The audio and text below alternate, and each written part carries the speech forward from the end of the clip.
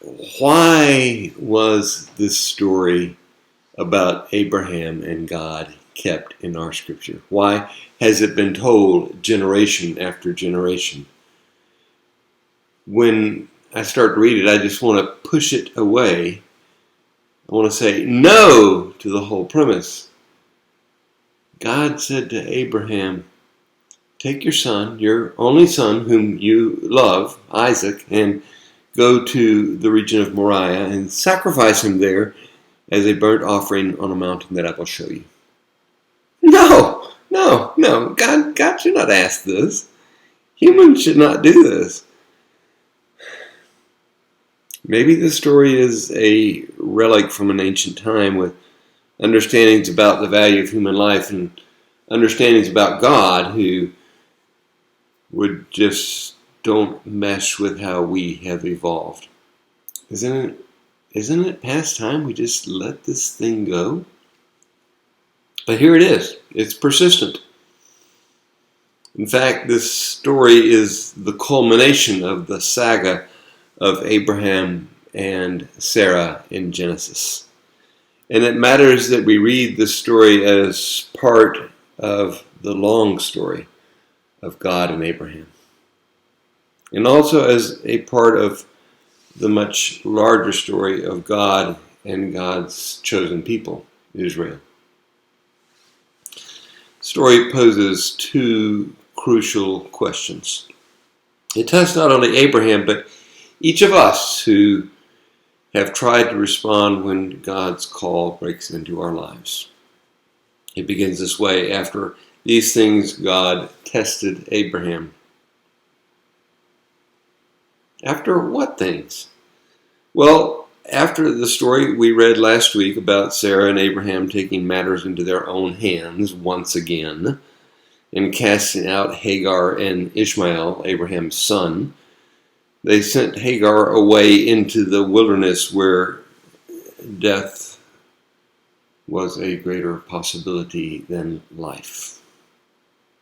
After these things, and all the other things, like when Abraham had passed Sarah off as his sister, and Abraham and Sarah had both laughed at God's promises and then tried to maneuver those very promises, and generally had not been paradigms of trusting God or how God worked.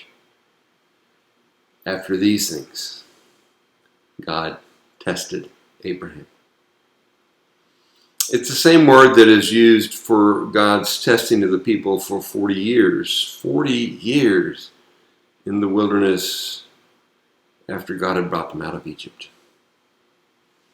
In Deuteronomy, Moses tells the people, remember the long way that the Lord your God has led you these 40 years in the wilderness in order to humble you, testing you to know what was in your heart and whether or not you would keep his commandments. I don't know about you, but I don't particularly care to be tested. I want to be taken at my word. I don't really want God looking to see if what I profess, what I agree to, what I say I believe actually matches up with how I am living in our world. The great problem for us is this. Faith in God is not really about what we believe in our minds or say with our words. The word of faith for the New Testament is pistis. It means trust. Faith in God is about trust and relationship. In Hebrew, emet, emunah, means faithfulness and trustworthiness. We can talk about faith and what we believe all day long, but God longs for a covenantal relationship. Do we trust God? When we are faced with the loss of everything, do we trust God? Emet, emunah. The story of Abraham reminds us that this question arises in simple and uncomplicated times. And this story arises in times that are neither simple nor uncomplicated. It's like the time will come for each of us, like if it hasn't already happened, the time when we face the loss of everything. What happens between God and us at that point?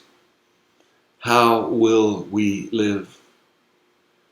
It's unlikely, it's likely, it's God knows what, that the people of God gathered the stories of Genesis into their final form during the exile. It was the time when they had lost everything. The people of Israel, God's chosen people, had lost everything. Their country had been taken over. Their temple had been destroyed. So many of their children had been killed, and so many had been taken off in chains to the land of Babylon. What happened then? They asked not once, but over and over and over again as they grieved and reflected and faced up to all that they had done and all that had happened to them. And they asked, should we trust in God? Was the relationship irrevocably broken? Was God lost to them? Had God never perhaps even been there in the first place? Tough questions, but I think real ones for many of us. Every easy story does not help with the crucial questions. What happens when we face the loss of everything that is dear to us? Can we still trust in God? What does it mean to be God's people? What does it mean for our lives when we respond to God's calling? What is required of us? How will we live? God's people were still sitting in exile, and they had a long time to consider those questions. And in the midst of it all, they remembered Abraham and began to tell this incredibly hard story again and again. It became part of their history in deep ways that we can only understand as we look at the larger context. Abraham had responded to God's call, but he had not always been sure of God's promises. The question of whether or not he and Sarah would have a child pressed on them, and several times they took matters into their own hands. They were mixed, as I think all of us are. Sometimes living in faith, sometimes acting in anxiety as if it was somehow all up to them. They even drove Hagar and Abraham's son, Ishmael, out in their attempts to secure God's promises for themselves. The writer of the Salt commentary gives us an insight here about this text. It's as if God says at this point, all right, Abraham, if you're willing to turn your back on your own kin to send your own child Ishmael to his death for your own selfish gain, let me see how that works for you. You want to exile Hagar and Ishmael? Go for it. So be it. I will protect and care for them in any case. But then let's give you a taste of your own medicine. Let's see how you like it when it's you and not Hagar who's walking into the wilderness on some death march. Your only child at your side. Let's see how you do as you contemplate being cut off of those covenantal promises. Let's see how you do when I push you to choose between serving me and serving your own interests, between faith for the sake of love and faith for the sake of gain. God puts this whole endeavor, promises and all, at risk. They're on the table now. Take your son, the one you longed for, the one that had been promised to you, the miracle given to you at an old age, the one you have so zealously protected. Isaac, take Isaac and offer him as a burnt offering. Can you trust me in the face of the loss of everything? Will you trust me? Has Abraham been following God's commands out of obedience or opportunism? Out of loving respect or hunger for advantage and personal gain? Humility or arrogance? He is so mixed, as I would suggest we all are. Yet throughout this discomforting story, there is a bright thread. When Isaac asks, "Where's the lamb for the burnt offering?" Abraham replies, "God himself will provide the lamb for a burnt offering, my son." God will provide. There is a small church in Campeche, Mexico, that is entitled by that name, Jehovah Jireh. It is made up of sticks. It's made up of the attempts of people that are hungry and yearning for new ways to say, God will provide. And after God did provide the ram that was caught in the thicket for the sacrifice Abraham called a place, the Lord will provide. As it is said to this day, on the mount of the Lord, it will be provided. You gotta see that in people's faces. You got to see that in relationship with them to understand how real that can be. In the midst of wondering, what's tomorrow, what's next week, to say with certainty in their face, God will provide. Jehovah Jireh. On the mount of the Lord it shall be provided.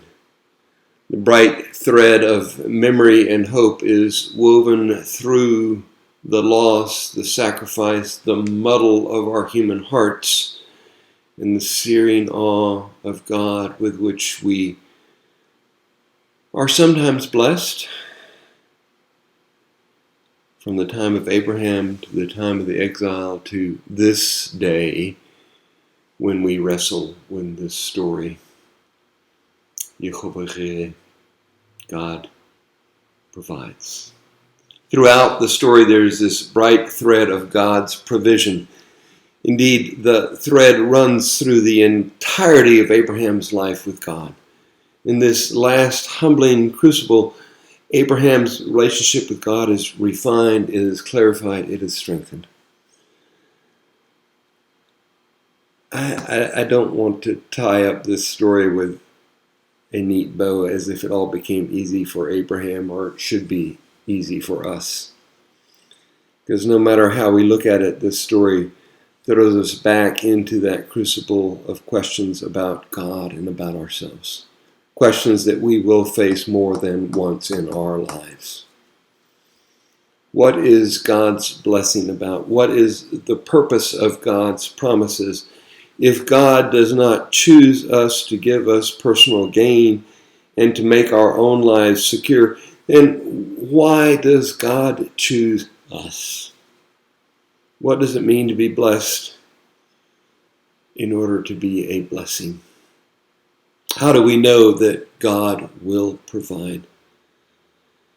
when everything is required of us and we cannot see anything but the end of all that which we hold dear, all that has made life secure. Can we trust God? Yehovah Yireh. Thanks be to God.